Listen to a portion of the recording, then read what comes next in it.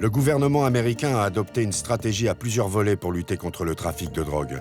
Multiplication des contrôles à la frontière, arrestation des gros trafiquants et recours à des informateurs pour infiltrer le réseau.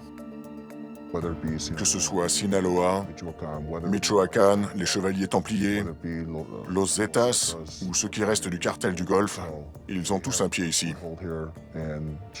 Chicago est une ville très importante, aussi bien au niveau de la population que de la consommation.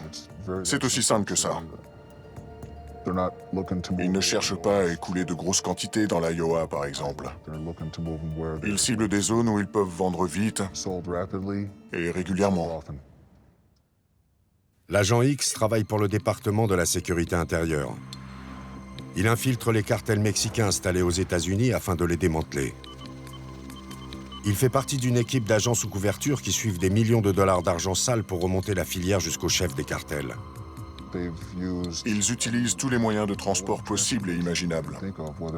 Bus, train, semi-remorques, tout y passe.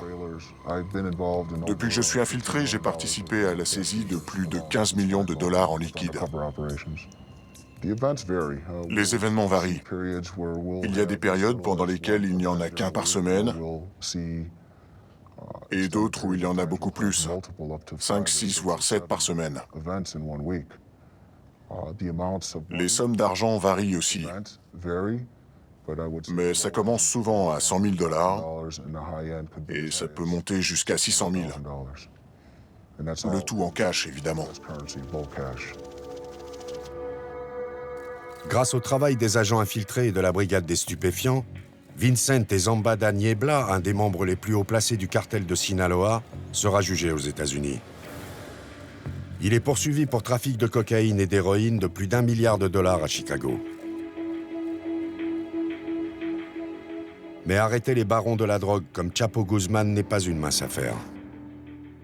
Prenez ce qui reste de l'ancien milieu de Chicago. Si la famille traditionnelle du crime organisé se mesurait au cartel de Sinaloa, je peux vous dire tout de suite qu'il l'emporterait. Chapo ne ferait qu'une bouchée d'Al Capone, c'est sûr et certain. Jack Riley est chef de la police à la DEA. C'est lui qui coordonne la lutte contre la drogue à Chicago. C'est ici que Chapo transforme sa dope en argent. C'est son fief.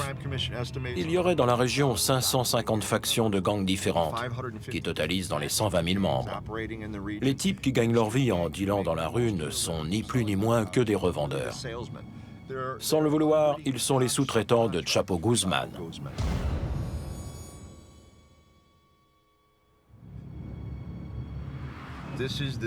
Voilà le nouveau visage du crime organisé.